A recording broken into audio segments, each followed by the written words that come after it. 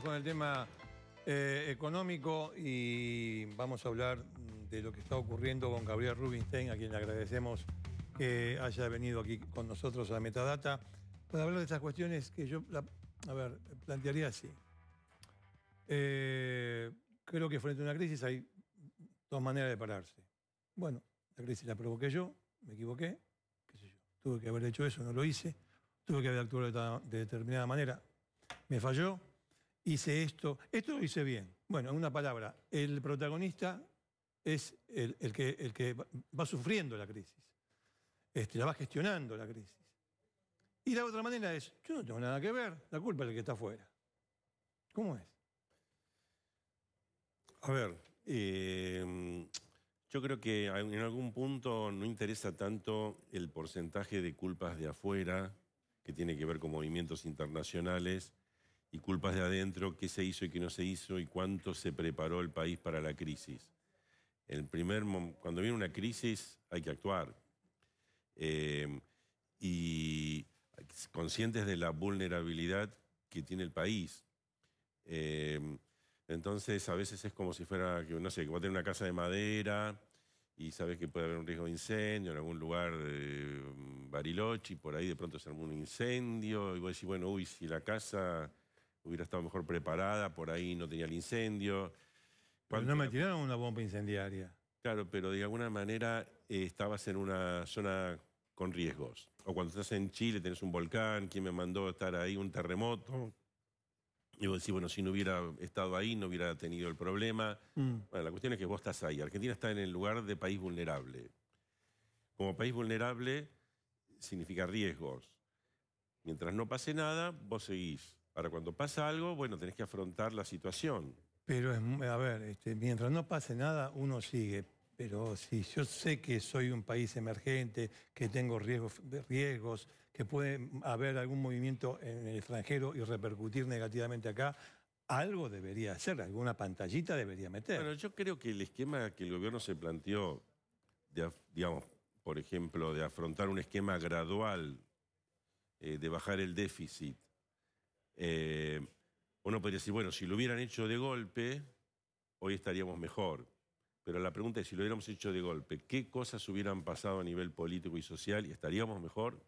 Es decir, como no podemos hacer la historia contrafáctica, sí podemos conjeturar. Bueno, por ahí la sociedad lo aceptaba, por ahí la sociedad no lo aceptaba y había mucha convulsión. Y si había mucha convulsión, también los inversores de afuera no les gusta. Pero parece que ahí hay otro problema. En una zona difícil, sí, porque siempre tenés un solo escenario que es el que se concreta. Nunca podés decir qué hubiera pasado si se hubiera hecho un ajuste fiscal profundo. Y no sé, por ahí te hubiera salido bien o por ahí hubiera salido mal y hubieras tenido a la gente en la calle y a lo mejor el gobierno perdía las elecciones del año pasado. Es muy difícil. No quisiera salir de ese tema porque hay otra cuestión. Sí, es verdad. No se puede saber qué hubiese pasado con un ajuste más directo. Si le explicaban las cosas al público, si le explicaban al público cómo estaba el estado de la nación en el año 2015, cuando gana Macri, tal vez hubiese sido rechazado un ajuste no gradual, directo y fuerte. O tal vez no, pero no le explicaron. Con lo cual hay un elemento que ahora es recurrente, porque incluso políticos y economistas están diciendo, en varios análisis, no explicaron dónde estábamos parados. Con lo cual, de golpe y porrazo, la gente se vio te vamos a ir aumentando de a poco. Eso, digamos, yo por un lado te diría que es un tema para los historiadores, sociólogos, los Durán Barba y los que estén antes en contra de Durán Barba, porque Durán Barba te dice, mira, aunque lo hubieras explicado, a la gente no le hubiera importado. Es decir, la gente ve lo que pasa. Si vos lo hubieras explicado, pero hubieras hecho un gran ajuste, la gente hubiera dicho, pero estoy mucho peor. ¿Qué me importa todas las explicaciones? Ahora, Gabriel, hay una pata que tiene que ver con la explicación económica, porque los economistas del gobierno aseguran que eso no se hizo en pos de que no se asustaran los inversores externos, porque el endeudamiento era necesario y si se comunicaba la delicada situación financiera de Argentina tal cual, se podían asustar y las tasas de interés que nos cobraban hubieran sido más altas. ¿Esto es verdad? ¿Es así? No creo. No creo. Es un tema muy interno. De afuera había plena conciencia. Cuanto más ajuste fiscal, es mejor.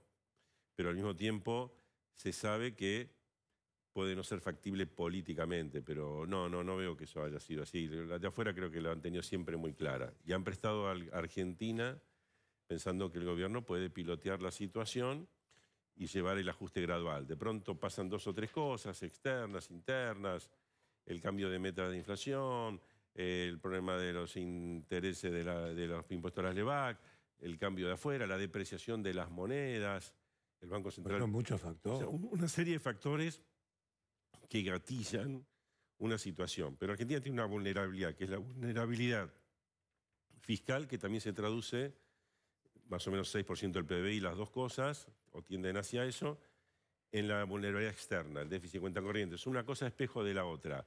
La cuestión es que de afuera se mira esa vulnerabilidad y cuando algo viene mal, de pronto hay una cierta huida.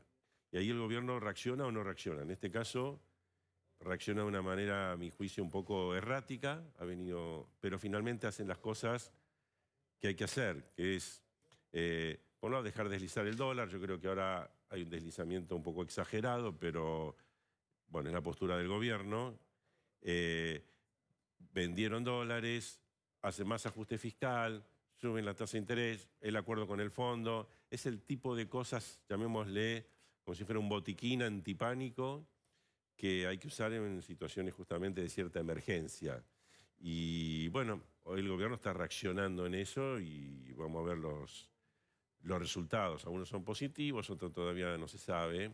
Y ahí estamos, ¿no? En el medio de la revuelta. Y esto que decís que es un deslizamiento, a tu entender, exagerado del dólar, ¿qué se puede esperar para los próximos días? Hay mucha gente preocupada con endeudamiento en dólares o que quiere recobrar un poco sus finanzas en función de la inflación y se puede acoger al dólar. ¿Qué puede pasar con el dólar? ¿Puede bajar? O sea, hoy ha habido una actitud diferente del Banco Central de lo que venía haciendo en los últimos días y semanas. Pusieron a la venta 5.000 millones de dólares. Nunca lo habían hecho. Entonces, esa parte es la parte positiva. Yo personalmente lo hubiera hecho a un dólar de 23, a lo sumo de 24. Hoy el Banco Central lo hizo a 25. Entonces, le puso un techo. Hay que ver si el mercado cree en ese techo y hay que ver qué pasa con el testeo de mañana. Yo estimo que mañana o no pasa nada o se puede vender justamente hasta un máximo de 5.000 millones de dólares. Estaremos seguramente en una cifra intermedia, 500, 1.000, 1.500, 2.000, 2.500, por ahí no pasa nada. Ahora, ese es un testeo que hay que verificar, que mañana no pase nada. Ya cuando pones un techo de 25, dadas las circunstancias, es muy probable que el dólar tienda hacia 25, a lo sumo bajará a 24, no creo que baje más de eso, y implica un golpe a la inflación, una desvalorización de los ahorros. Ahora, que no pase nada mañana, ¿qué significa? Por ahí mucha gente nos ve en la casa y le cuesta un poco comprender la dinámica de lo que es la LEVAC y la importancia y la magnitud de lo que decía antes Ricardo. Claro. Casi el 60% de las LEVAC que se tienen que renovar mañana. ¿Qué significa que no pase nada mañana? No pase nada, en principio es que se renueve casi todo, o una gran parte. Entonces ahí como sería una tranquilidad. Ojo que lo que se renueva al 40% y es otro tema de discusión. Pero no, a la corrida que empezó hace semanas atrás, podríamos decir que podría llegar a darse por terminada mañana, en principio, si el Banco Central no vende tantos dólares. Si vende 5.000 millones de dólares sería una fuente de preocupación, pero al mismo tiempo la parte positiva de eso es que bajan el LEVAC por 5.000 millones de dólares. O sea, acá hay pros y contras. Pero yo diría que se dan las condiciones para mí que esta corrida termine. Después siguen una cantidad de problemas, ¿no? Problemas. Sí, problemas que hay que lidiar, justamente porque esta devaluación no es gratuita, erosiona los salarios, se van a reabrir las paritarias, la inflación seguramente tenderá al 25% o más, con un dólar que ahora se sitúa en 25. Entonces vamos a tener una serie de...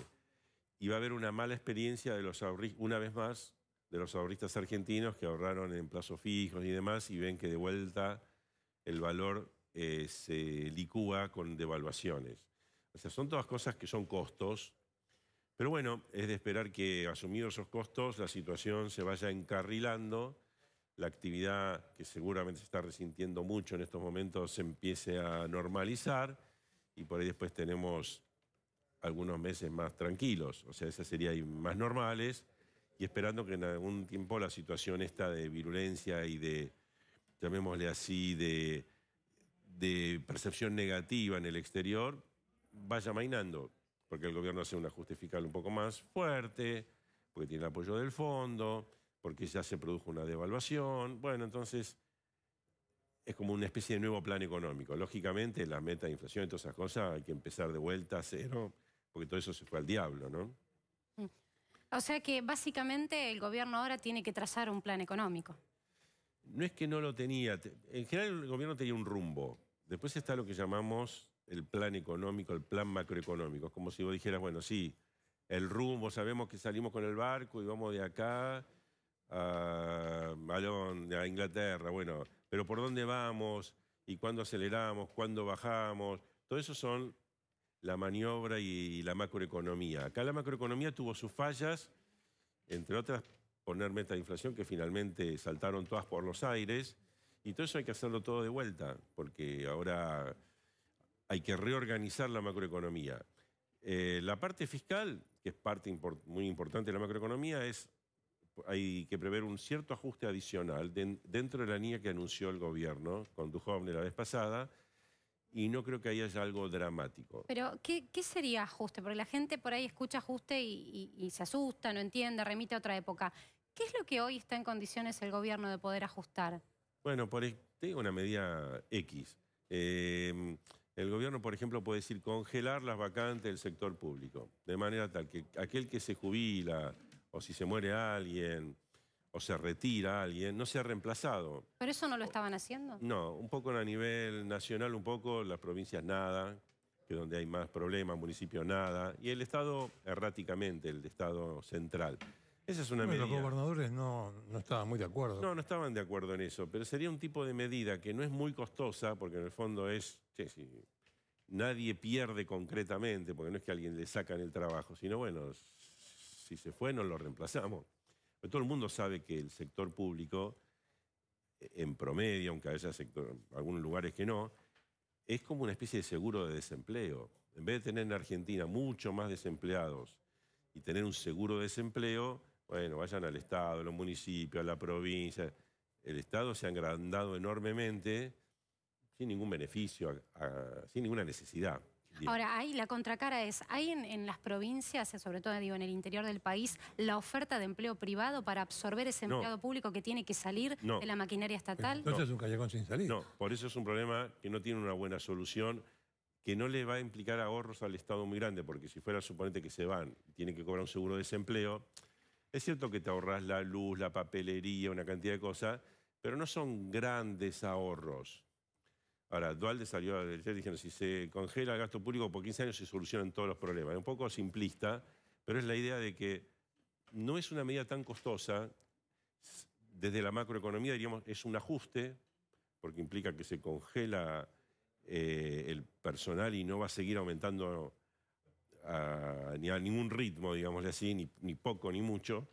Y son el tipo de cosas que puede ser que el Fondo Monetario pida y que parecen medio lógicas porque son las menos costosas, diciendo ¿por qué no lo hicieron? ¿Por qué no lo hicieron? Si ustedes tienen un problema fiscal, y es un problema fiscal serio, y a veces no lo tienen como financiar, hagan cierto grado de ajuste, eso es ajuste. ¿Y debería haber alguna revisión por el lado previsional? Bueno, eso es un tema de fondo de la Argentina. O sea, Argentina quizás pudo haber aprovechado cuando hizo la reparación histórica, que fue una cantidad de beneficios para los jubilados, haber cambiado la fórmula en ese momento, la cambiaron después con todo el lío que hubo en diciembre, y quizás podrían haber planteado algunas reformas como cambiar la edad jubilatoria de las mujeres, que pase de 60 a 65, eso se pudo haber hecho. Son discusiones de fondo que hay que dar, porque el sistema previsional es muy deficitario y se tiene que bancar con el IVA y otros impuestos. Entonces, lo lógico sería que no fuera tan deficitario y que se avance. Eso pasa en todos los países, no solo en Argentina, pero sabemos que en todos los países genera resistencia y genera problemas. Bueno, una sociedad cuanto más adulta es o más madura es, puede discutir esos problemas y darles alguna solución. No pensar que el que propone una solución quiere exterminar a los jubilados, está contra de los abuelos. No, es un tema así, mirá, las cosas van cambiando, la gente vive más edad, hay menos trabajadores por cada jubilado, algo hay que hacer. bueno, hagamos algo razonable, pero no es posible, como eso ya el gobierno dijo que lo iba a hacer en las comisiones y lo tiene que discutir en el Parlamento, a los efectos prácticos yo creo que es difícil que el Fondo Monetario exija cosas al Ejecutivo que no las pueda resolver el Ejecutivo, porque las tiene que resolver el Parlamento. Entonces, a lo sumo, lo que puede el Fondo decir, recomendar enfáticamente que se revise el tema para que haya una ley de manera tal que el déficit previsional no sea tan grande. O sea, pero creo que no hay que esperar, no habría que asustar a la gente como que se viene un ajuste que le va a perjudicar la vida en cada momento. El ajuste ya está en un sentido con la devaluación que ya ha sido muy grande. Es Sí, un ya está, ajuste ya lo porque está cada vez que sufriendo. sube mucho el dólar, tiene implicancias en bajas del salario real. O sea, no es una cosa va de la mano de la otra porque se encarecen los alimentos y otra cosa, y por más que después aumenten los salarios, nunca va a aumentar al ritmo que aumenta el dólar. Entonces, siempre, ya parte del ajuste se está haciendo. Y que se encarezcan los alimentos, y bueno, hablabas recién del sistema previsional, digo. ¿Todo esto puede derivar en un incremento de la pobreza que se venía achicando? Sí, sí, es de esperar que haya alguna suba de la pobreza antes de que vuelva a bajar. O sea, lamentablemente el gobierno no puede, va a tener, uno puede ver, vamos a ver la mitad del vaso lleno. Si el gobierno, por ejemplo, termina con una inflación del orden del 20 y pico % el año que viene, que puede ser, va a decir, che, al final Macri tuvo la misma inflación que la que tuvo Cristina Kirchner, parecida, con una importante diferencia. Las tarifas están, en términos de poder de compra, están 3 y 4 veces más caras. Y el dólar va a terminar, está ahora, por ejemplo, alrededor de 40% más alto que cuando al final, antes digamos, con Cristina, cuando había cepo, antes de que cambiara el gobierno. O sea, haber hecho un cambio de precios relativos con fuerte aumento de tarifa y con importante aumento del dólar y más o menos tener la misma inflación es un logro. Es un logro que hoy empalidece, porque el gobierno pensaba que el año que viene la inflación iba a ser 5, después 10 y a lo mejor va a ser 20. Empalidece, pero no deja de ser un logro. O sea, lo que pasa es que el gobierno ha tomado metas, como decir, no muy coordinadas entre los aumentos de tarifa, el aumento del dólar, las metas de inflación. Todas esas fallas de coordinación hoy implican una cantidad de fracasos que el gobierno está exhibiendo. Pero bueno, esa es la realidad y se podría llegar a, digamos, a encauzar de una manera diferente, una manera que reconozca los problemas, los errores. Y bueno, pero vamos a una inflación que va a tener, que en el sentido va a ser más alta de lo... ¿Este año más alta que la del año pasado? Y yo creo que sí, porque ya va a ser con estas devaluaciones importantes que hubo en Argentina ahora, es difícil que la inflación baje del 25%, es muy difícil. Entonces puede haber 24, si no estaremos igual, parecido, pero recordemos que la meta original era que este año la inflación iba a ser 10%. Sí. Y eso es vamos a estar más del doble. ¿Eso es un fracaso? Y sí es un fracaso, porque el que diseña la política económica, digamos, es como si fuera que yo te digo, mira, vas a viajar a Mar del Plata y vas a tardar por tren 5 horas. Y bueno, llegué a Mar del Plata, pero tardó 15 horas. ¿Es un fracaso? Y sí, porque no es que no llegué a Mar del Plata. A lo mejor vamos a llegar a una inflación del 5%, pero por ejemplo, 5 o 10 años más tarde de lo que el gobierno pensaba.